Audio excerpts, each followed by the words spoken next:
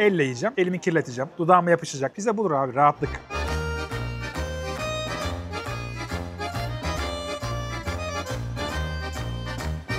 Çok iyi. Üzerine ne koyarsan koy bununla yenir. Saf motorcular. Ben de motorcuyum biliyorsunuz ki. Burası Detroit tarzı pizza yapıyor. Dış kısmı pofuduk, içi yumuşacık. Musakkalı pizza yapıyorlar. Musakka malzemeleri ne varsa pizzanın içinde var.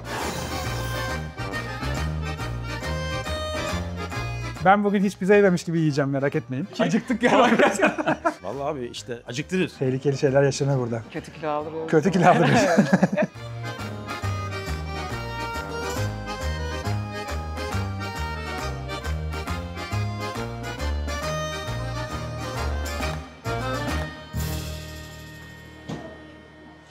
Oh.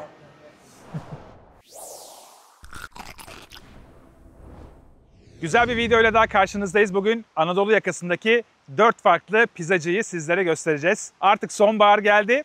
Hava kapandı. Yavaş yavaş serinlik başladı. Dolayısıyla bizim hepimizin sevdiği gluteni biraz daha ön plana çıkarabiliriz diye düşünüyorum. Daha sonra pide rehberi yapacağız ama öncesinde bir pizza rehberi yapmak istedim. İstanbul Anadolu yakasındaki, özellikle Kadıköy'deki 4 farklı pizzacıya gideceğiz. Hepsi birbirinden farklı. Aslında tarz olarak birbirine yakın olanlar da var ama işçilikleri farklı, aldığı eğitimler farklı, ürünleri farklı, kullandıkları unlara ve peynirlere kadar farklılıklar gösteriyor. Bugünkü videoda birazcık böyle canımızın istediği gibi gideceğiz aslına bakarsanız. Farklı pizzacılar da olacak. Daha öncesinde hiç göstermediğimiz bir pizzacı olacak mesela. Aynı zamanda İtalya'da eğitim aldıktan sonra buraya pizzacı açan bir durağımız olacak. Haliyle böyle benim için gluteni bol, şekerimi yükseltecek bir bölüm olacak. Bakalım videonun sonunda nasıl olacağız göreceğiz. Şu an çok enerjiyim. Farkındaysanız çok keyifliyim. Sizler de eminim benimle beraber yiyorsunuz şu anda. Videoyu izleyen çok kişi var. Bana fotoğraf atıyorsunuz, video atıyorsunuz Instagram'dan. Onu da yeri gelmişken söyleyeyim. Instagram hesaplarımız burada. Tavsiyeleriniz olursa bana doğrudan Instagram'dan ulaşabilirsiniz. Aynı zamanda yorum olarak da aşağı bırakabilirsiniz. Video başlarken beğen butonuna basmayı unutmayın. Benim için gerçekten önemli. Özellikle söylemek gerekiyor. Videonun başında beğendiğiniz zaman daha fazla kişiye ulaşıyor ki son zamanlarda farkındasınızdır. 2 aydır, 3 aydır videoların izlenme sayısı da yükseldi. Bu tabii ki sizler sayesinde oluyor. O yüzden hepinize çok teşekkür ediyorum. Güzel bir video sizleri bekliyor. Ben çok keyif alacağımı umuyorum. Çok enerjiyim, çok mutluyum. Umarım bu enerjim sizlere de geçiyordur. Benden sonra kalkıp pizza yemeye ya da evinize pizza sipariş etmeye kadar gider bu konu. O zaman daha fazla vakit kaybetmeyelim. İlk durağımız Kozyatağı'nda Anadolu yakası pizza rehberi başlıyor. Umarım bugün çok yemem ya.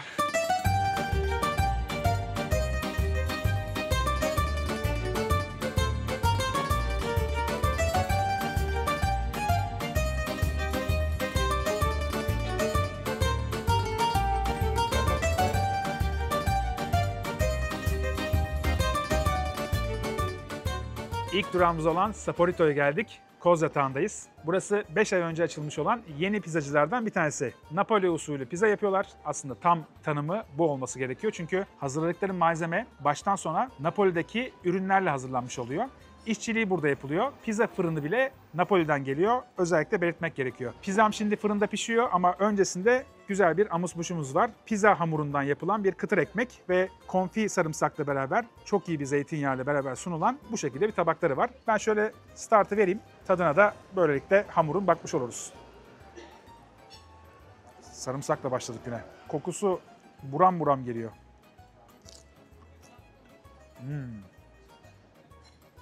Hamur güzel. Yavaş yavaş hamuru anlatmaya başlayayım bence çünkü bu videodaki en önemli şey pizzanın hamuru olacak. Şimdi ilk olarak 72 saatlik bir fermentasyon var. Un, su, tuz ve ekşi maya. Bunları bir araya getirip 72 saat fermente ediyorlar. Forni Valoriani marka bir fırınları var. Bu İtalya'da üretilen bir fırın. Birçok Napoli pizzası yapan yerde görebilirsiniz. Tabanı yanardağ taşlarında oluşan bir zemine sahip. Böyle bir bina olmasına rağmen hala odun ateşinde yapabiliyorlar. O yüzden bence başarılı. Fırının dizaynı 1870'lerden kalma aynı dizaynı sahip. Yani ilk günkü nasıl yapılıyorsa aynı şekilde korunuyor. Hazne olarak çok büyük bir fırın olmadığı için pizzalar kısa sürede pişiyor.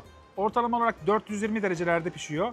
60 saniye civarında, 60 ile 90 saniye arasında bir pişme süreci var. 72 saat fermente edilmiş bir hamurun 60 saniyede pişmesi muazzam bir şey. Burası kalabalık olduğunda sürekli olarak onunla oynamak gerekiyor yoksa yanar. 5 ay önce açıldı demiştim. Berkay ile Erhan buranın ortakları. Berkay, Dicle ile beraber İtalya'da tanışmışlar. Burada mutfakta hepsi çalışıyorlar. İtalya'da Diego var biliyorsunuz ki oranın pizza şefi. İtalya'dan gelmişti. Onun yanında çalışmış Dicle. Orada tanıştıktan sonra buraya gelmişler. Erhan'la beraber ortak şekilde burayı açmışlar. İtalya'ya ve İtalyan ürünlerine aşina bir aile. Sadece pizza da yapmıyorlar bu arada. Çok güzel taze makarna yapıyorlar. Pizza hamurundan yaptıkları sandviçleri var. Salataları var ve tatlı olarak da tek bir tatlı tiramisu'su var. Tiramisu'yu yine mascarpone'dan yapıyorlar. Bütün peynirlerini İtalya'dan alıyorlar. Bunu özellikle belirtmemi istediler. Çünkü Claudio Şef'i çok seviyorlarmış. Demin onların sohbetini yaptık bayağı bir. Claudio'yu biz de seviyoruz tabii ki. Türkiye'de bence İtalyan pizzası ve İtalyan yemeklerinin çağ atlamasını sağlayan isimlerden bir tanesi diyebiliriz kendisi için. Aynı zamanda İtalya için de bunu söyleyebiliriz. Çünkü orada birçok kişi yetişip dışarıda kendi dükkanlarını açtılar ve onlardan bir tanesi de burası oldu. Aslında okul gibi diyebiliriz oraya. Pizzamız da geldi. Dicle Hanım getirdi. Teşekkür ederiz. Afiyet olsun. Çok sağ olun. Teşekkür ederim. Ben önce tadına bakayım bence soğutmadan. Ondan sonra içinde ne olduğunu anlatacağım size. Birazcık şöyle elle yemeyi seviyorum ben her zaman. Yumuşak bir hamur var. Domates sosu da çok güzel gözüküyor. Birazcık fazla elledim ama pizzayı elle yemeyi seviyorum ben.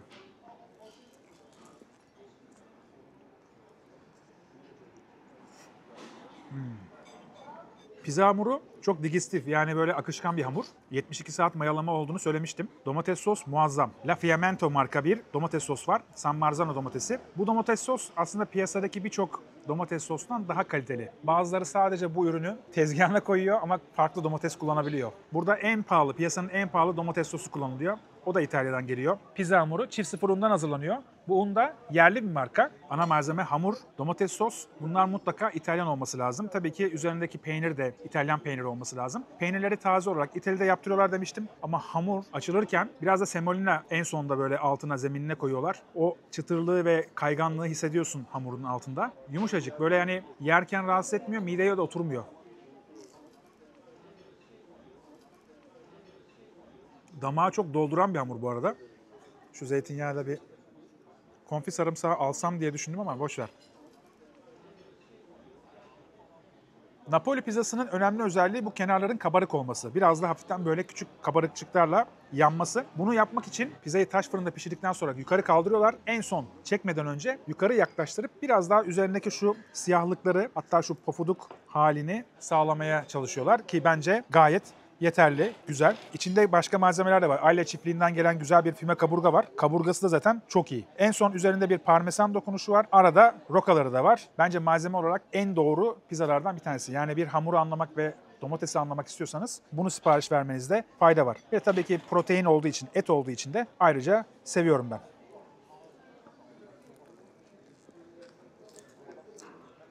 Kimse kusura bakmasın çatal bıçakla pizza yiyemem. Elle yiyeceğim, elimi kirleteceğim, dudağıma yapışacak. Pizza budur abi, rahatlık. Bana bazen soruyorlar böyle ilk buluşmada bir İtalyan'a gidelim mi? Pizzacıya falan. Gitmeyin diyorum ben. Çünkü eğer bir beyefendiyseniz hanımefendinin karşısında onu çatal bıçakla yemek zorunda kalıyorsunuz. Bence samimiyeti sağlamak için birazcık daha ilerledikten sonra ilişki ikinci, üçüncü restoran tercihi İtalyan olmalı. Ama bence bu hamur gönül kazanabilirsiniz. Götürdüğünüz yere göre değişir. Çok iyi. Bak. Tabanı görüyor musun?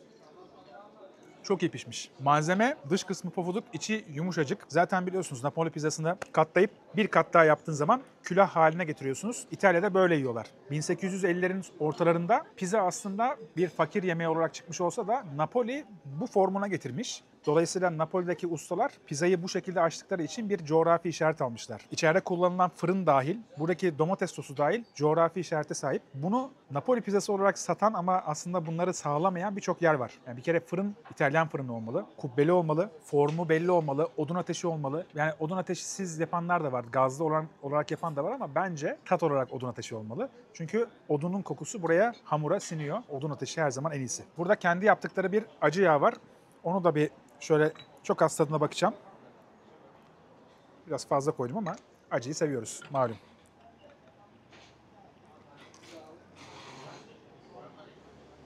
Güzel. Damakta kalıyor, mideye gitmiyor. Acı geldi bayağı bu arada. Güzel. Burada bir içeceğimiz de var. Karadut suyu. Balıkesir'den geliyor bu da. Bunun tadına bakayım. Çok güzel. Vay. Bu bir marka değil bu arada. Kendileri bir yere yaptırıyorlarmış. Çok beğendim. Bak çok güzel. Bak bununla kokteyl hazırlanır. Çok güzel kokteyllik bir karadut suyu. Çok beğendim. Bir de güzel süzülmüş. Pizzayla iyi eşlik edebilir. Burada içki yok bu arada, onu da söyleyeyim. Yani gelip günlük hayatınızda yiyip kalkabilirsiniz. Haftanın belli günlerinde tekrar gelenler varmış. Ki bu hamur zaten sindirimi kolay olduğu için de yani haftada 2-3 gün ben de yerim açıkçası. Evimin yakınlarında olsa mesela böyle bir pizzacı, Etiler'de yok. Sürekli gelebilirdim. Ben hamur konusunda birazcık bonkörüm. Yerim yani her zaman. Çok beğendim. Adisyonu isteyelim, ardından sıradaki durağa devam edeceğiz. Adisyonumuz geldi, aynı zamanda bir de tiramisumuz geldi. Mascarpone'dan yapılıyor. Dolayısıyla tadına bakmak istedim. Ama öncesinde fiyatları söyleyeyim. Karadut suyumuz vardı 150 lira. Füme kaburga pizzamız 750 lira. Tiramisumuz da 380 lira. Toplamda 1280 lira buradaki hesabımız. Şimdi tiramisu da sıra. Yani pizza rehberi çekiyoruz. Tabii ki İtalyan mutfağı olduğu için tiramisu olması gerekiyor. Beni yukarı çek tatlısı biliyorsunuz. İsmi bu.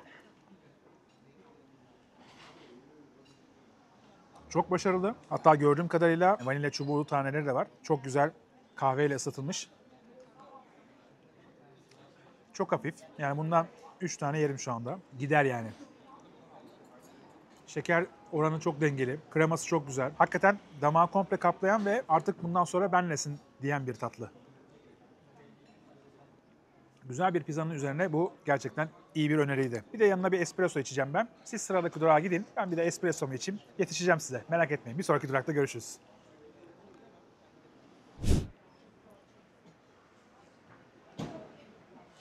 Oh.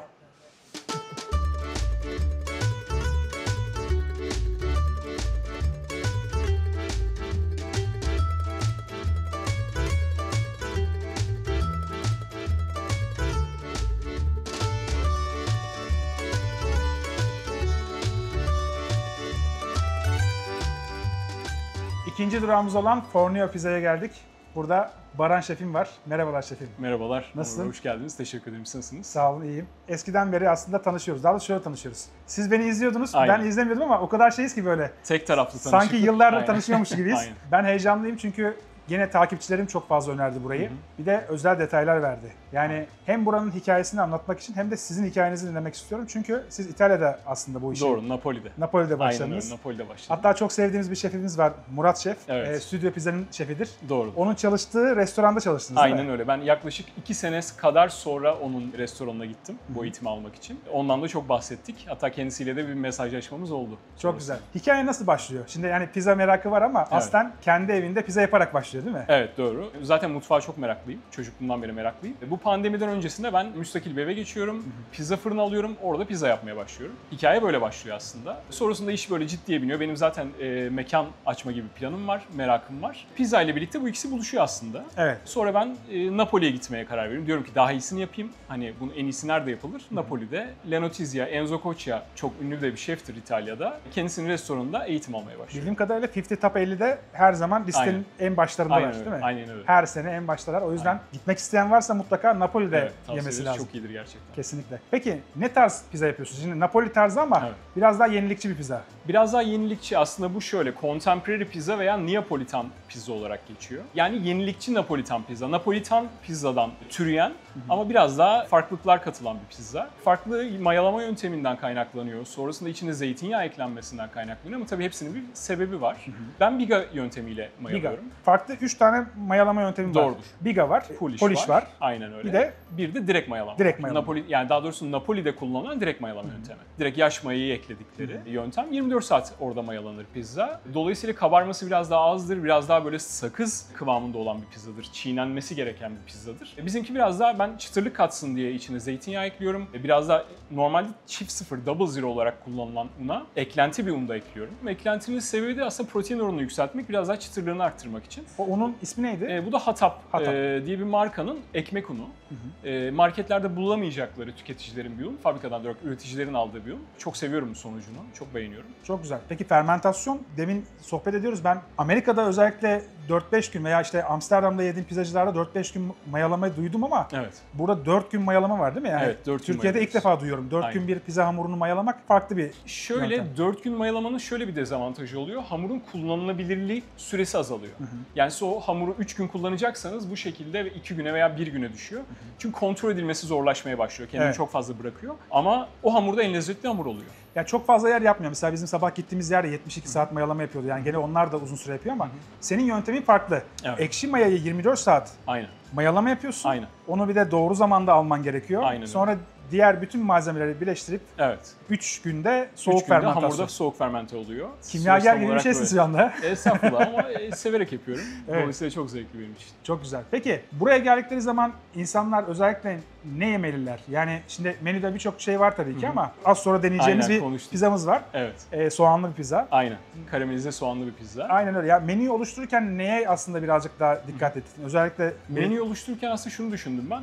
Klasik Napoli'de yapılan mortadella, margarita gibi pizzaları ekledim. Bir de benim dokunuşum ne olabilir? Bu konuda da çok tabii uçmamaya da çalıştım. Çünkü ben yılların şefi değilim. Yani bu işin aslında endüstrisinden gelmiyorum. Olabildiğince mütevazi kalmaya çalıştım pizzaları yaparken. Patlıcanlı bir pizza koydum. Mortadella'nın yanında biraz daha et sevenler için smoky ribs, füme kaburgalı. Bir de onion ribs, karamelize soğanlı ve füme kaburgalı çok güzel. pizza ekledim. Açıkçası bu üçü benim Favorim. favorim. Mortadella. Evet. Mortadella ve Napoli'deki... Acıktık ya. Aynen, yutkunma geldi. Yutkunma geldi. Abi Nap- öyle olmuyor mu şimdi? Bak mesela tadını bildiğin bir şeyin anlatırken ekstra istiyorsun. O anda Aynen. yediğin sahneler aklına Aynen geliyor değil mi? öyle, aynen Damaktaki öyle. hali. Aynen öyle. Sen bu arada çok şanslısın. Yani ben de çok büyük bir pizza severim.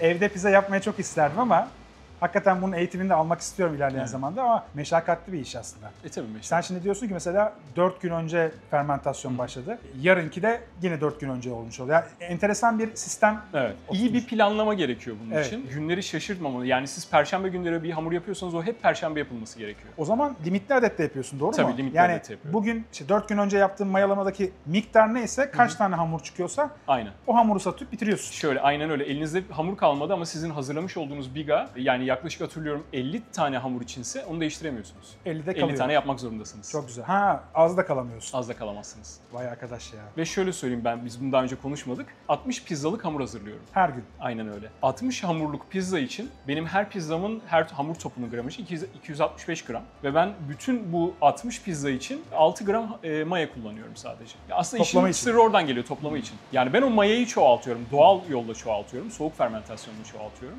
O yüzden de insanlar tabii şikayetinde bulunmuyorlar. Mideme oturdu vesaire, ağır geldi demiyorlar. Bir de uzun fermentasyonda bence biraz daha böyle hamurun sindirim şeyi daha rahat oluyor. Tabii. Uzun fermente edilen pizzalarda. Tabii. Hem daha akışkan bir pizza hamuru Aynen. oluyor. Onun damakta verdiği keyif bambaşka oluyor Aynen bence. öyle. Bence de. O zaman onion ribs mi yiyeceğiz? onion ribs yapalım. O zaman ben buradan çıkıyorum. Sizi baş başa bırakıyorum. Tamam. Güzel pizzamızı masada hep beraber yiyelim.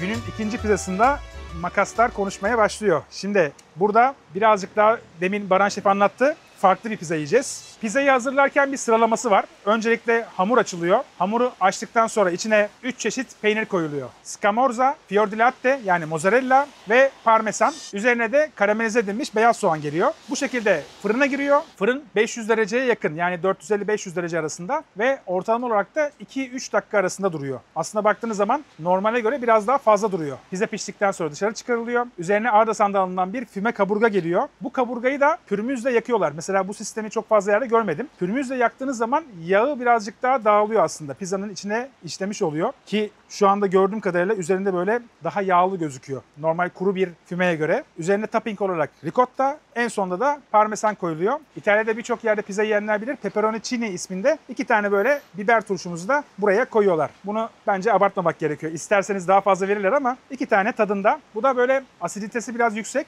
Yani pizzayı yerken, tuzlu bir şey yerken arada bir asitle damağı temizliyor aslında. Sonrasında devam ediyorsunuz. Daha fazla vakit kaybetmeyeceğim. Ben yavaş yavaş makaslamaya başlıyorum pizzayı. Bu arada normalde İtalya'ya gittiğinizde, özellikle Napoli'ye gittiğinizde elle ve hatta biraz daha akışkan bir pizza olduğu için katlayarak yiyorlar. Ama burada tabii ki öyle bir pizza servis etseniz insanlar bu pişmemiş diye geri gönderir. Diğer pizzalara göre biraz daha akışkan ve daha böyle smooth bir pizza görüyorsunuz. Yani böyle sert bir pizza değil. Hamur olarak zaten yumuşak. 96 saat mayalanma var. 4 günlük bir mayalanın sonunda ortaya da çok güzel bir lezzet çıkıyor. Yani şu görüntüye baksana. İzlerken bile Yutkunuyorum.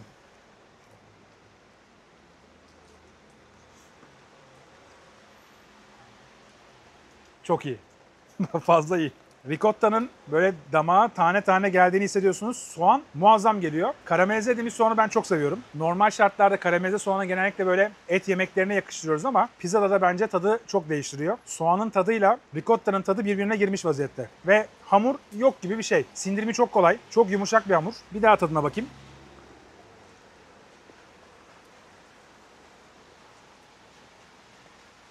Çiğnemedim bile. Hemen gidiyor. Bence fümenin pürmüzlenmesi çok büyük bir etken. Yani buradaki püf noktalardan bir tanesi. Hamur evet çok güzel ama diğer ürünleri de ön plana çıkaracak hamleler var burada. Diğer birçok pizzacıda görmediğimiz hamleler bunlar. Yani normal şartlarda birçok kişi ürünleri koyar, pizzayı masaya gönderir ama şu pürmüz dokunuşu birçok şeyi değiştiriyor bence. Şöyle bir biberimizi tuzlu, ekşi, çok güzel bir biber. Hafif acısı da geliyor. Bir de bununla deniyorum. Baran Şef biraz anlattı ama çift sıfır un kullanıyor. Tellioğlu'nun ununu kullanıyor. Sizin öğrenmediğiniz ama benim öğrendiğim önemli bir detay daha var bence. İtalya'daki pizzalarda %13 kadar bir protein miktarı var. Tellioğlu'nun çift sıfır unu kullanıyorlar. O %11 seviyelerinde. Onu biraz proteinini arttırmak için içine Hatap marka un koyuyorlar. Bu ekmek unu aslında. O da birazcık proteinini arttırmış oluyor hamurun. Dolayısıyla istediği kıvamı yakalamış oluyor. Bu hamurla mesela her şeyi yapabilirsin. Güzel sandviç yapabilirsin. Çok güzel bir şeye banmalık olur. Sabah kahvaltısında yenir. Üzerine ne koyarsan koy bununla yenir. Öyle bir hamur. Pizzadan ikinci dilimi alıyorum. Bu arada üzerindeki ricotta'yı Casaios'tan alıyorlar. Farklı farklı üreticilerle çalışıyorlar. Mesela Kuka çiftlikten de et ürünleri alabiliyorlar. Pepperoni alabiliyorlar. Bizim pizzamızda domates yok ama domatesi de yerli bir üretici olan Royal Bounty'den alıyorlar. Çanakkale'de üretim yapıyorlarmış. Yurt dışından San Marzino domatesinin tohumunu getirmişler. Çanakkale bölgesinde yetiştiriyorlar. Hatta toprağa da tuz ekiyorlarmış ki mineral miktarı artsın diye. Onun domatesleriyle domates sosu yapıyorlar. Bir dahaki geldiğimde de onu deneyeceğim. Çünkü bu kadar iyi bir pizzada bir de domates sosunun tadını almak isterdim açıkçası. Bu hamurla beraber çok güzel gideceğini düşünüyorum. Şimdi bol ricottalı bir kısımdan kestim. Bu arada 4 tane topping yapılması bence güzel. Nereden keseceğini de belirlemiş oluyor. Tam ortaya denk getirirsen damakta hem füme etin hem de ricottanın aynı anda tadını alıyorsun. Hamurla beraber birleştiklerinde ikisi hatta üçü ortaya çok güzel, çok lezzetli bir tat çıkıyor. Deniyorum gene.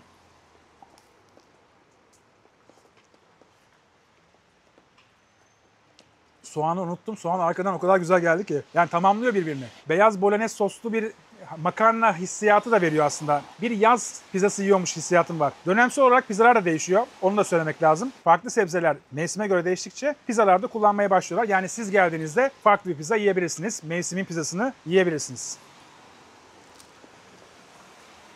Füme kaburga bir de yağlı. Yağlı olmasını da seviyorum ben. Aslında bu kadar yağlı bir füme kaburga çok fazla görmedim. Füme kaburgayı Baran Şef bütün olarak alıyormuş. Burada kesme makinesi var. Günlük olarak kesiyor. Yani bu da ne sağlıyor? Kurumamasını sağlıyor. Islak kalıyor. Pürmüzü üzerine tuttuğu zaman daha yağlı ve daha canlı bir ürün olmuş oluyor. Yani stok tutarken önceden dilimlenmiş, hazırlanmış, kenara koyulmuş bir ürün değil. Onu özellikle belirtmek gerekiyor. Ben bunları çok sevdim. Bir de adisyonumuzu söyleyelim. Fiyatını söyledikten sonra sıradaki durağımıza devam edeceğiz. Adisyonumuz geldi. Onion ribs pizzamız 940 lira. Suyumuz var 45 lira. Şimdi birazcık daha moda taraflarına doğru gidiyoruz. Üçüncü durağımızda orada görüşürüz.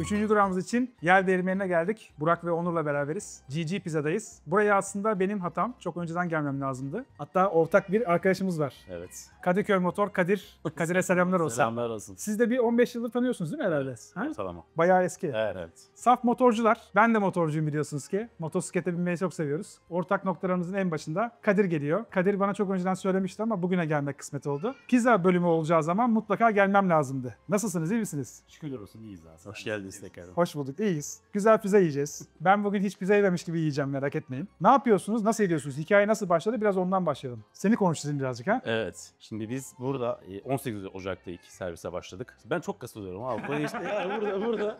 Ya o daha başarılı bu işlerden. Boş ver. Ben sana soru soruyorum. Evet. Öyle devam edelim. Hikaye anlatsın. Onun sorusunda ben şey. Bak kesmiyorum görüntüyü. Tamam. Aynı vereceğim bu şekilde. Tamam abi. Aralıksız. Tamam mı? Ben sana direkt sorayım. 18 Ocak'ta başladınız. Ne yapıyorsunuz kısmında? Şimdi aileden Bolulusunuz bir kere. Evet. Mengen mi? Evet, mengen. Yemekçiler yani kısaca. Ailedeki herkes yemekçi. Kuzenler, baba, kim varsa herkes yemekçi. O yüzden bir taraf alaylı, bir taraf eğitimli ama aslında yemek kökenliler yani hepsi. Evet. Ama siz biraz daha tutkunuzu pizzaya yönelttiniz. 4-5 yıldır neredeyse Evet. pizza konusunda özellikle onun üzerine gidiyorsunuz. Ama gördüğüm kadarıyla hem çok iyi ürün, taze ürün hem de ürünü bilmenin haricinde pişirmeyi de biliyorsunuz. Yani bu yapmak istediğiniz kafanızdaki şeyi çok iyi aktarıyorsunuz. Ben mi anlatayım yoksa sen mi anlatacaksın?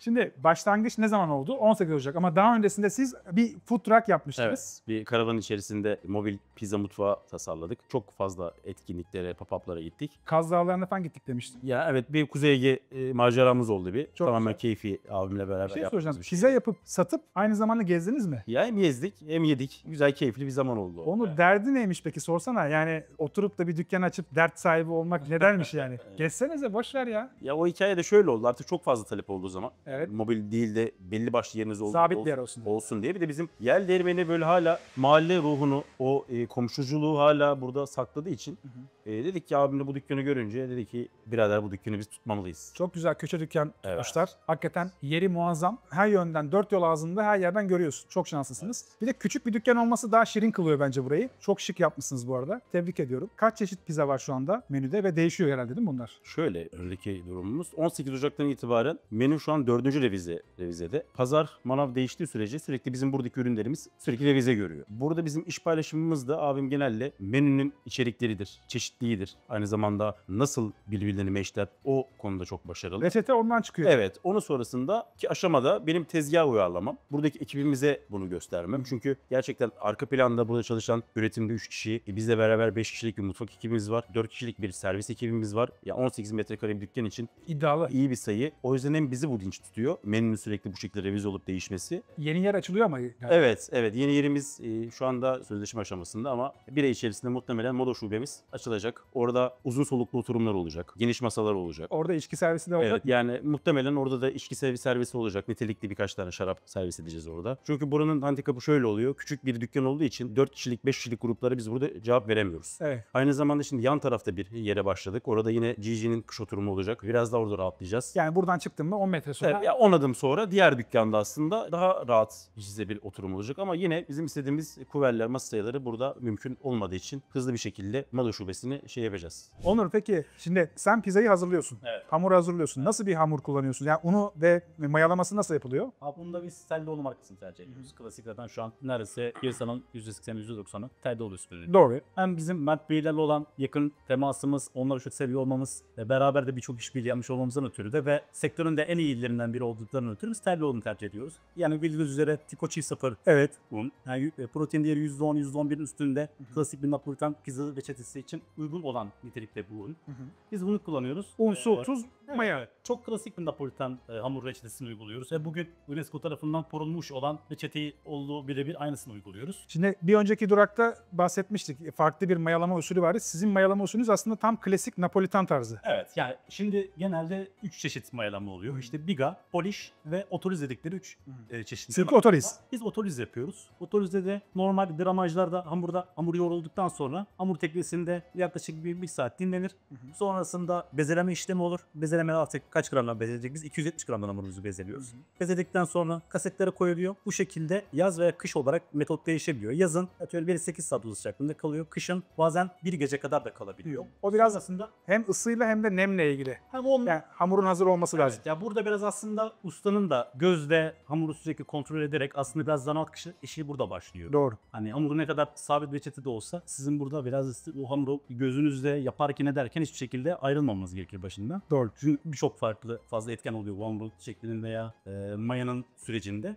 Sonrasında da aslında soğuk fermentasyon başlıyor. Bu dolapta bekletiyorsun. Evet. Biz 2 gün minimum soğuk havada 2 gün artı 4 derecede bekletiyoruz. Sonrasında oda sıcaklığına getirip açma işlemi başlıyor ve pişirmeye başlıyoruz. O açma işlemi de ne kadar sürüyor? Yani 2 gün sürüyor mu o da? Bekletmesi. Sonrasında biz yani bu bahsetmiş olduğum süreç bitip 2 gün fermentasyonu bittikten sonra artık tezgahımızda olmalı 2-3 gün daha kullanmaya devam ediyoruz. Yani aslında ilk bütün malzemeleri birleştirdikten sonra pişme aşamasına gelene kadar 4 gün 5 gün civarı geçiyor. Yani 96 saate yakın gene neredeyse. Yani 72. saatte aslında hamurun prime zamanı oluyor. Evet. Sonrasında yavaş yavaş düşüyor. Yani yavaş yavaş böyle düşmeye başlıyor. Hamurun patlamaları, o koliçe dediğimiz patlamalar çok olmamaya başlar. Hamur biraz daha düşmeye başlar. Siz onu istiyorsunuz ama değil mi? Olmasını. Tabii ki istiyoruz tabii. O Güzel. kenarların oluşmasını, o kenarın içerisinde içlerin boşalmasını bunları istiyoruz. İnşallah olursa benim eşim inşallah olacak. Bizim imamımız aynı zamanda benim kız arkadaşım. Yani- Yani geçen seferde şimdi geliyoruz diyoruz ya bir söyleyin hani bizi de falan öyle böyle bir şey yapıyor. Hani Tamam, aileye torpil geçeceğiz. abi ya gitmezsem beraber yaşıyoruz problem yaşarız. Eşi Yani evde mimar o değil mi? evet. Tamam. Dükkanı o zaman bozar bak ben sana söyleyeyim. Patlar matlar yani. Sonra yani SG mimarlık. Sege mimarlık. Bak Evet. reklam da yaptık. Evet. Orada. Sağ olsun çok destek oldu bize. Ve diğer dükkanımız da aynı şekilde. Bu çok önemli ya. Ailede eşin destek olması her zaman önemli. Ben de videoları yaparken Tülin çok fazla destek oluyor. Yani gerçekten sen bütün gün vaktini burada geçiriyorsun. Evet. Bir yandan da sizin dedim yani burası çok şık duruyor, çok güzel duruyor. Her şeyin detayını düşünüyor. Yani şu kapıdaki Evet. tutma yerlerine kadar her şeyi özenle yapıyorlar. Evet. O yüzden ince detaylar var. Evet. Küçük bir yerde olsa detaylar var. O yüzden güzel. Peki Burak, pizzalar kaç derecede pişiyor ve bu fırınla ilgili birazcık bilgi versene. Abi şimdi şöyle bilgisini ben size aktarayım. Şimdi fırın Naps diye bir marka. Yerli bir marka. 3 tane mühendisin aynı zamanda oluşturmuş olduğu marka. Şimdi GG'nin hayat bulduğu noktada aslında fırınlarla biz kesiştik. Naps da aynı tarihlerde aslında hayat buldu. Yeni başladı. Yeni başladı. Bizim ilk pizza serüvenimize başladığımız noktada zaten arayış içerisinde olduğumuz bir şeydi. Fırının en büyük kalem çünkü. Onun sonrasında sürekli biz beraber geliştirdik. İlk yaptıkları ürünü değiştirdiler mi? Evet yani sürekli biz dedik ki abi şunu da koysak daha iyi olur. Daha iyi ısınır, daha iyi soğur gibi sürekli süreç gelişti. Zemini taş mı? Evet taş zemin. Ama doğal gazlı ısıtma. Doğal gazla ısınıyor. Yine zaten Napolitan'ın en büyük şeylerinden bir tanesi kuru bir ısı olmaması. Yani bir alevin, döner içeride bir alevin olması. Buna da Napoli arkı aslında diyor ucuna taktığı şeyle beraber. Alevin içeride 180 derece dönmesiyle oluşan bir durum. Yani aslında bu konuda küçük metrekareli dükkanlara çok güzel cevap veriyor bu konuda. Aynı zamanda biraz daha analog bir fırın. Kendi prensipleri olan bir fırın. Ustayla fırının biraz vakit geçirmesi gereken durumlar olabiliyor. Bütün pişirme sende değil mi? Evet, bütün pişirme süreci bende. Tamam. Yani ön tarafta abim pizza hazırlığını yapıyor. Arkada bütün pişirme benim elim altında. 400 küsür derecelerde o zaman.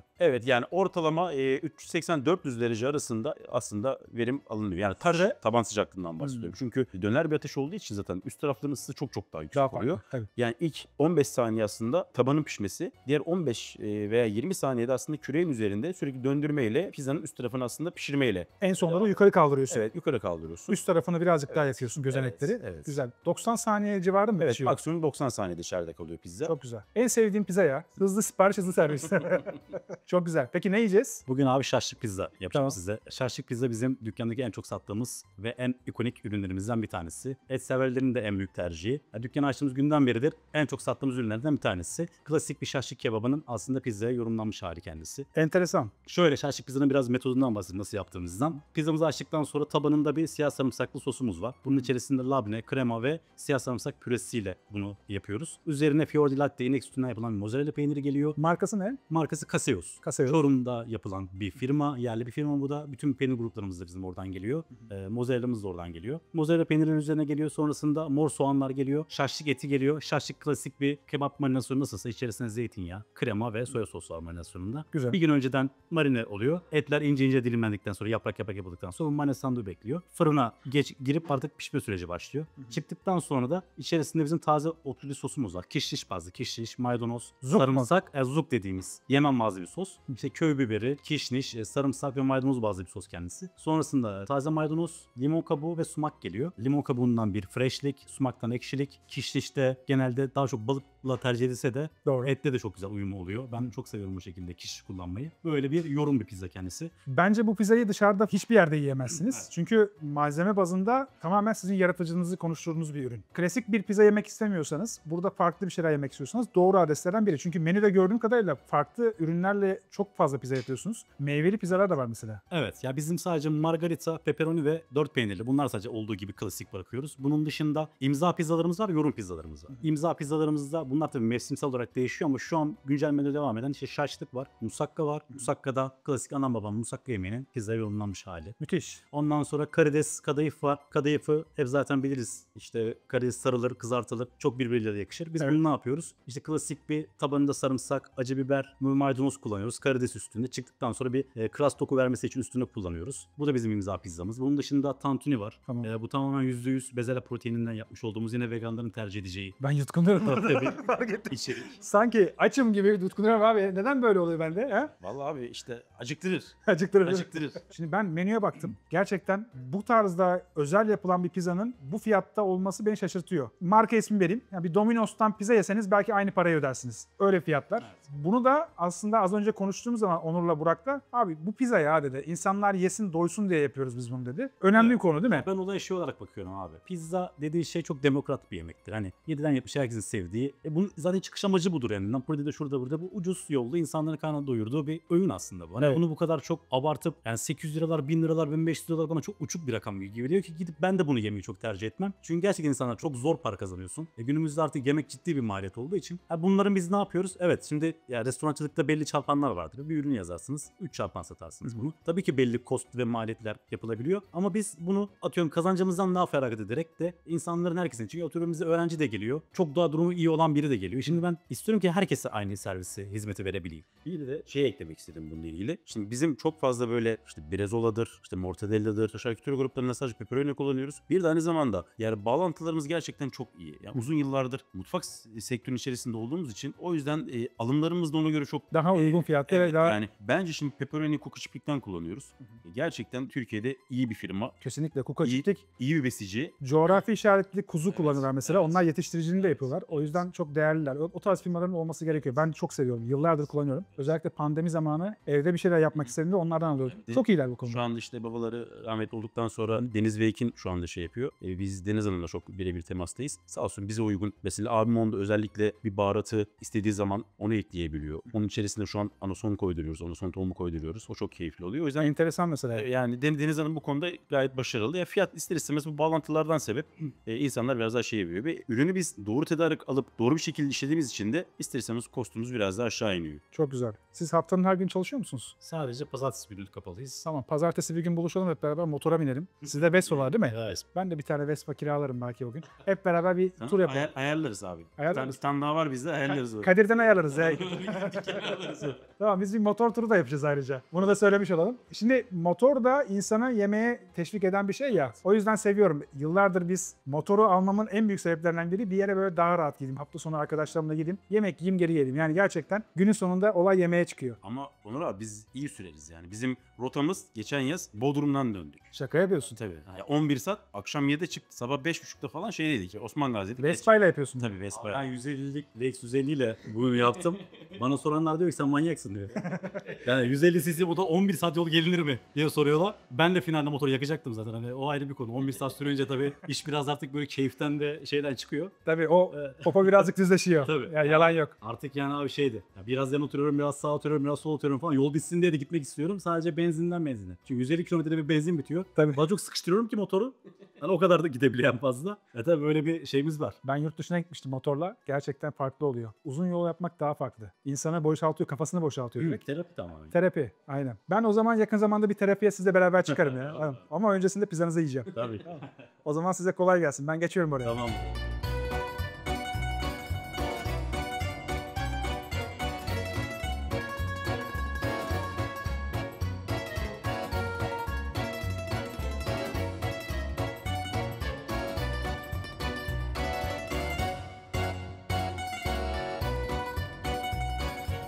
Şaşlık pizzamız geldi ama öncesinde amuzbuştan bahsedeyim. Çok güzel atalık tohumdan kara kılçık cevizli bir ekmekleri var. Bunu fırınlıyorlar. Aynı zamanda Ayvalık'ta kendi sıktırdıkları bir zeytinyağı. Üzerinde balzamik. Yanında da limon zestli bir ricotta var. Bunu başlangıç için siz masaya geldiğinizde sipariş verirken öncesinde getiriyorlar. Şöyle bir tadına bakayım hızlıca. Pizzaya geçeceğim çünkü. Şöyle aldım.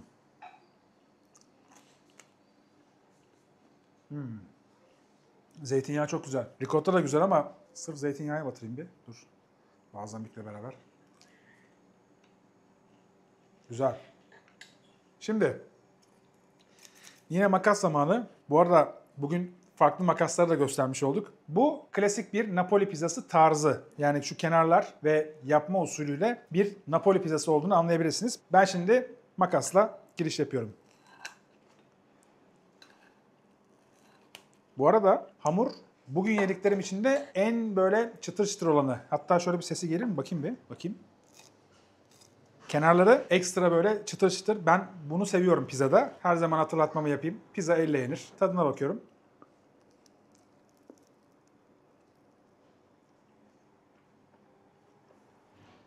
Napoli ocakbaşı gibi oldu bu. Bayağı tam tadı. Et, maydanoz, sumak. Bunlar tam böyle doğu kültürünü aslında yansıtan bir tabak. Farklı. Ne desem bilemiyorum. Şimdi kişniş de arkadan geliyor.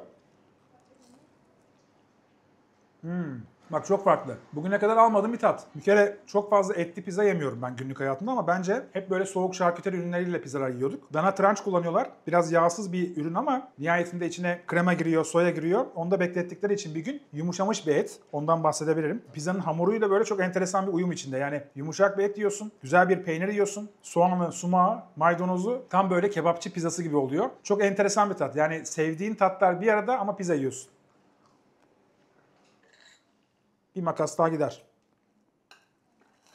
Sana da bir makas vereyim mi? İster misin? Çok iyi görünüyor. Çok iyi gözüküyor. Bir de burada dönemsel değişen birçok ürün var. Mesela burada hamsili bir pizza yapmak istiyorlarmış. Deniz mahsullü, karidesli bir pizzaları var. Bahsetmişti az önce. Onları da denemek için geleceğim. Ama domatesli, böyle klasik bir margarita pizza yemek istediğimde onu da özellikle deneyeceğim arkadaşlar. Teşekkür ederim. Sağ olun. Çok güzel hamur. Pizza için az önce detayları konuşmuştuk. Yaklaşık olarak 4 günlük bir süreçten geçiyor. Hidrasyonu yüksek. %70'lerin üzerinde hatta. Dolayısıyla akışkan bir hamur ve sürekli çektiğin zaman böyle uzayabiliyor. Hatta kenarların içi birazcık daha böyle gözenekleri bol. Önceki pizzalarda mesela bu kadar değildi. Bu biraz daha böyle gözenekli bir pizza. Hoşuma gitti çünkü o kabarcıklar aslında mayanın doğru çalıştığını gösteriyor. Etle beraber çok enteresan olmuş. Mor soğanı ben zaten çok seviyorum. Bunu her zaman söylüyorum. Bir de üzerindeki o limon kabuğu dokunuşu da çok güzel olmuş. Farklı bir tat alıyorum. Yani et, asidite, hamur hepsi birbirine karışıyor. Dışarıda çok yerde hatta hiçbir yerde yiyemeyeceğiniz tarzda güzel pizzalardan bir tanesi. Benim hoşuma gitti. Bir de damağı dolduruyor bayağı. Hem eti ayrı alıyorsun hem hamuru ayrı alıyorsun. Etle peyniri normalde çok fazla bir araya getirmiyoruz ama bence burada yakışmış. Fırında bunun pişirilme ustalığı da önemli. 90 saniyede kenarları çok güzel şekilde kabarmış. Üzerindeki gözenekler ve hafif bir yanma hissiyatı da var. Burada farklı pizzalar da var. Mesela bir dahaki geldiğimde az önce bir sohbet ettik. Bir musakkalı pizza yapıyorlar. Üzerinde böyle musakka malzemeleri ne varsa pizzanın içinde var. Patlıcan çok seviyorum pizzada bir de. Özellikle yazın çok seviyorum. O pizza favori pizzalardan bir tanesiymiş. Şimdi kış menüsüne geçiyorlar. Yeni birçok pizza gelecek. Siz bu videoyu izlediğinizde yeni pizzaları da menüye eklenmiş olacak. O yüzden şanslısınız. Burada pizzanın yanında bir sodamız var. Mizu isminde. Çok fazla yerde görmedim açıkçası. İçinde misket, limon ve fesleğen var. Tadına bakıyorum.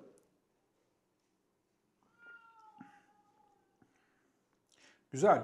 Yani kokusu yok normalde ama damağa geldiği zaman özellikle fesleğenin tadını daha fazla alıyorsun. Bu da böyle ferahlatıcı, güzel. Bir de ayrıca Tikina marka çayları var. Ben daha öncesinde hibiskus çayını içmiştim. Çok güzeldi. Tikina'da Karadeniz'deki o çayı topladıkları sepetin ismine Tikina diyorlar. Tikina diye geçiyor. T ismini kullanmışlar ve Los Angeles'ta ilk olarak çıkmış. Ardından Türkiye'de birçok yerde artık görebiliyoruz. Özellikle Anadolu yakasındaki iyi işletmelerde var. Şimdi adisyonu isteyelim. Fiyatı çünkü şaşırtacak sizi. Gerçekten uygun. Menüdeki birçok pizzanın da fiyatını söyleyeceğim. Ve ardından son durağımız için Detroit pizza denemeye gideceğiz. Onun için de Yoğurtçu Parkı'na doğru devam edeceğiz. Adisyonumuz geldi ama söylemeden önce önemli hatırlatmamı yapmam gerekiyor. Videonun şu ana kadarki kısmını beğendiyseniz beğen butonuna basmanız benim için çok önemli. Bir de hype'larsanız tabii ki videonun daha fazla kişiye ulaşmasını sağlıyor. Videoda sizlerin önerileri çok önemliydi benim için. Bu gittiğim adreslerin tamamını neredeyse yakın çevrem ve tabii ki takipçilerim sayesinde öneri almıştım. O yüzden yorumlarda sizlerin tavsiyelerini bekliyorum. Menünün en pahalı pizzasını yemiştik. Şaşlık pizza 620 lira. Mizu misket limonlu soda 115 lira. Amuse-bouche'lar yani az önce gelen ekmek ve yağ ve aynı zamanda ricotta peyniri ikram olarak geliyor. Kahve içiyorum şu anda. Bu da ikram. Su da ikram burada.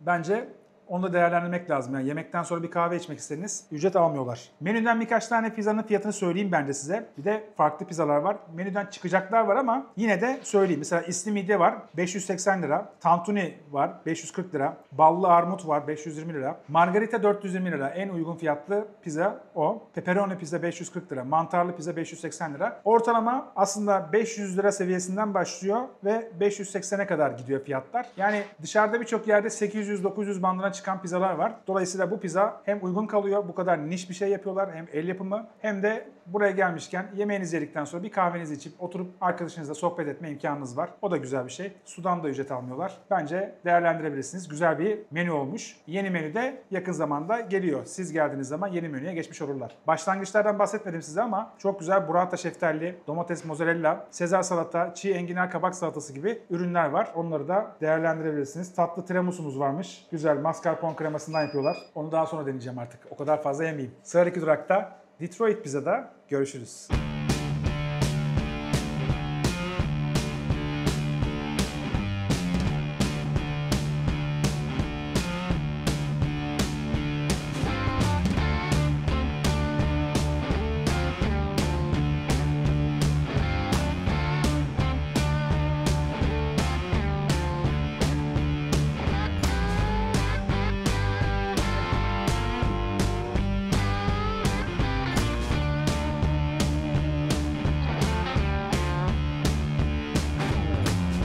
Son durağımız olan Doğu'da geldik. Burası Detroit tarzı pizza yapıyor. Detroit tarzı pizza nedir'i anlatacağım. Önümde pizzam var. Kutuda geliyor. Tam bir Amerikan tarzı ama hikayeyi anlatmak için Detroit'i anlatmak lazım. Detroit bildiğiniz gibi otomotivin başkenti. Yani ilk otomobilin üretildiği, Ford Model T'nin üretildiği yer. Ford, Chrysler, General Motors aslında otomotiv sektörü için çok şey ifade eden Amerikan otomobillerin üretildiği yer. Detroit'te otomotiv sektörü kriz yaşadığı zaman fabrikalar kapandı. Elde çok fazla malzeme var. Bunu nasıl değerlendirecekler? Bir tepsi yaptılar ama onu dikdörtgen yaptılar. Ustalar baktı, dikdörtgen pizza olur mu olmaz mı? Bir deneyelim dediler. Domates sosu yandı, peyniri yandı. Haliyle bir tarz değişikliğine gittiler. Detroit tarzı orada çıktı. Hamur zeminde, üzerinde peynir, topping dediğimiz yani üzerine sucukları koydukları bir düzen. Domates sosu en üste geldi yani hamurun hemen üzerine değil, peynirin üzerine gelmiş oldu. Detroit tarzı da burada başladı. Ben önce bir sodamı içeyim.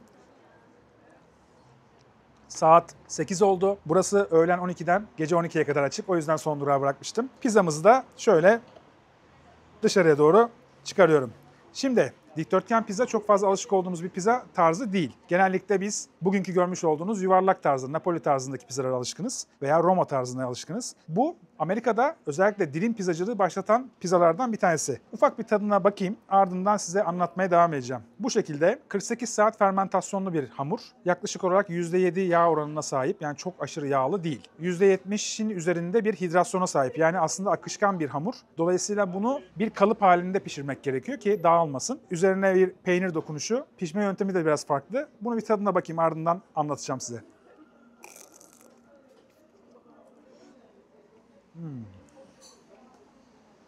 Bu farklı bir şey. Biraz daha crispy. Sesi gelmiştir belki size. O domates sosu yukarıda olduğu için daha farklı geliyor şimdi. Normalde aşağıda olur. Damağın üstüne geldi. Bu sıralamaya alışık değilim mesela. Bu tam Amerikalıların işi ya. Gerçekten. O kadar güzel geliyor ki kokusu, tadı. Hamur en altta. Focaccia'yla Detroit hamuru tarzında bir hamur. Hemen üzerine taze mozzarella koyuyorlar. Yan taraflarına da koyuyorlar bu arada. O crispy'lik ve ses çıkaran şey aslında o. Üzerinde aynı zamanda cheddar sos var. Peynirle beraber cheddar sosu da üzerine eklemiş oluyorlar. Birçok kişi garipseyecek belki ama piştiği fırın konveyörlü bir pizza fırını. Raylı sistem. Pizza hamurunu kalıplar halinde koyuyorsunuz ve 5 dakikalık bir süre içinde 300 derecede pişmiş oluyor. Bir taraftan veriyorsun, öbür taraftan çıkıyor aslında pişmiş olarak. Pizza bir taraftan çıkarken aynı zamanda pepperoni'yi de farklı bir tepside tekrardan aynı banta koyuyorlar. Fişeklenmiş domates sosları Belmare usulü sıcak suda bekletiliyor. Önce domates sos, ardından pepperoni, ardından fesleğenli chimichurri sosu koyuyorlar. En sonunda üzerine süt doğru olarak ekliyorlar ve bu şekilde servis ediyorlar. Buranın en çok satan pizzası bu. Farklı tarzda pizzaları da var. En çok satanı denemek istedim. Bunu bir de kendi yaptıkları sosla beraber denemek istiyorum. Acı bal diye bir sos var. Evet, yatan bal gibi. Şöyle banayım birazcık. Acı bal.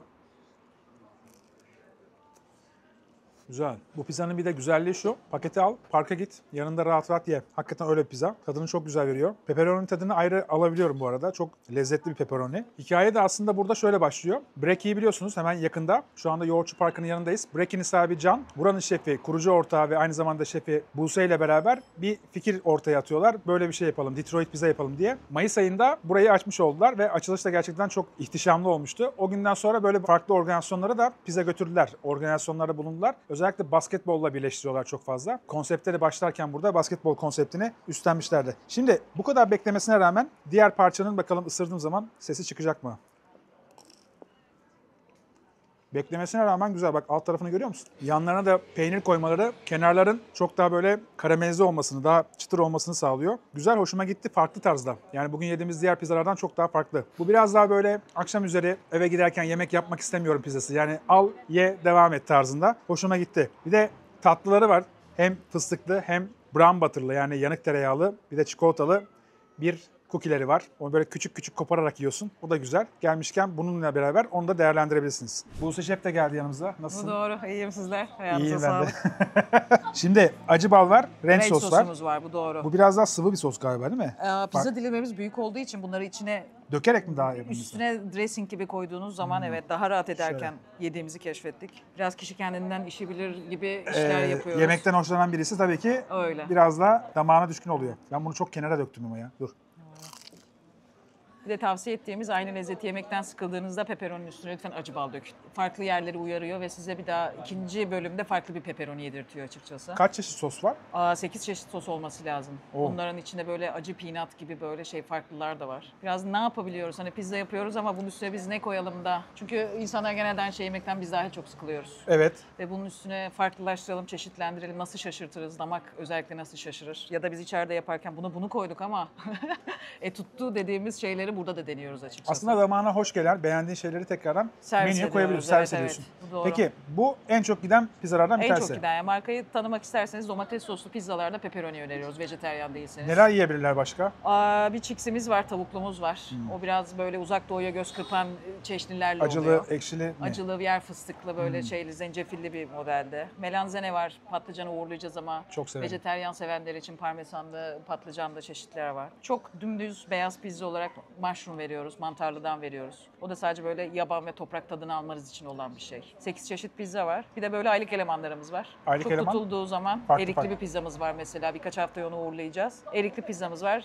Veriyoruz ve insanlar tuttu tamam dedikleri yerde menü eklediğimiz bir Güzel. klasmana döndük. Denemeler yapıyorsunuz yani. Yapıyoruz yani mahalleli her insana böyle bir ayda bir değil de böyle bir her hafta gel bugün ne farklı var dedirtmeyi de seviyoruz açıkçası. O da önemli. Çünkü aynı mahallede, aynı yere gidiyorsun, farklı bir şeyler de yemek istiyorsun. Öyle öyle. Şuraya bir otomat sistemi yapmışsınız. Çok enteresan. Siparişi Doğru. oradan mı veriyorlar? Sipariş oradan veriliyor. İşimize şöyle geliyor açıkçası. Güzel görselle verebiliyoruz. Evet. Ne yiyeceklerini önlerine sunabiliyoruz. Bir de yerden ötürü insanlar sıraya girmediği de en azından orada biraz oyalanıp resim çektirip biraz beyaz şov Direkt şeyine siparişle kayıyor. içeri düşüyor. Evet, Anında doğru. başlıyorlar. Bence çok önemli bir konu. Bir de ürünü görerekten sipariş vermek çok rahatlatıyor Yok, insanı. kesinlikle öyle. Beklentiler üzeri adı altında beklentiyi burada net vermeye çalışıyoruz ki önüne o süper. gelsin diye. Peki fiyatlar nasıl?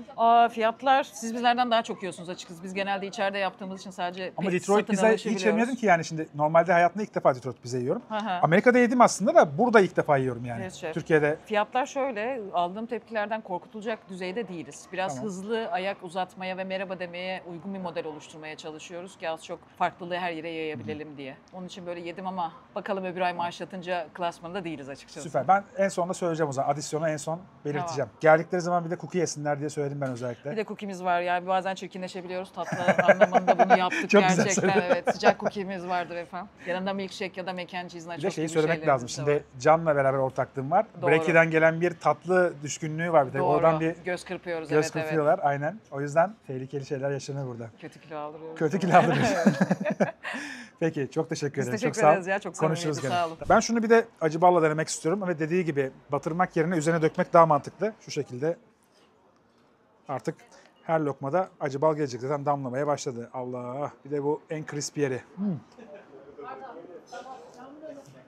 bal, acı, pizza, pepperoni hepsi birbirine karışıyor. Çok güzel. Bu ama biraz daha dediği gibi ayaklarını uzat ye tarzda pizza. Yani bu masada yenilecek tarzda değil. Güzel. Domates sosun üstünde olması çok enteresan. Damağa ilk o vurması güzel. Sosları da üzerine eklediğin zaman gene soslar üstte olduğu için önce onun tadını alıyorsun. Dizilim farklı Detroit pizzasında. Bir de hamur tarzı farklı. Biraz daha focaccia hamuruna yakın. O yüzden beğendim. Dilerseniz adisyonu söyleyelim. Ardından da kapanışı yaparız. Adisyonumuz geldi. Junior Pan Peps diye geçiyor bu yediğimiz pizza. 365 lira. Ranch sos ve acı ballı sos 30'ar lira. Sodamız var 60 lira. Bu arada bu küçük pan olarak geçen pizzanın haricinde büyük panlar da var. Yani daha büyük ve daha fazla kişiyseniz onları da tercih edebilirsiniz. Toplamda 485 lira. 2 sos, 1 pizzamız ve sodamızla günü bitiriyoruz. Bugün gluten manyağı olduk ama gene de güzel bir gündü. 4 tane farklı pizzacı denedik. Anadolu yakasındaki özellikle biraz daha böyle Napoli tarzıydı ama tarz olarak da farklı bir tarzda bitirdiğimizi düşünüyorum. Detroit tarzını eminim birçoğunuz yeni öğreniyorsunuz. İstanbul'da birkaç tane daha yerde açıldı. Onlara daha sonrasında gitmiş oluruz ama burası ilk örneklerden, ilk önerebileceğim yerlerden bir tanesi oldu. Biliyorsunuz videonun daha fazla izlenmesi için beğen butonuna basmanız benim için çok önemli. Aynı zamanda hype butonuna da basarsanız kitle olarak daha fazla kişiye ulaşmış oluyor. İzlemeyenlere de ulaşmış oluyor. Ve tabii ki yorumlarınızda farklı pizzacıları da bana önerirseniz çok sevinirim. Özellikle bildiğiniz İtalyan pizzacılar varsa önümüzdeki süreçte bir İtalyan şefle beraber pizza turuna da çıkmış olacağız. Önümüzdeki hafta Perşembe saat 19'da yeni bir videoyla görüşmek üzere. Hoşçakalın.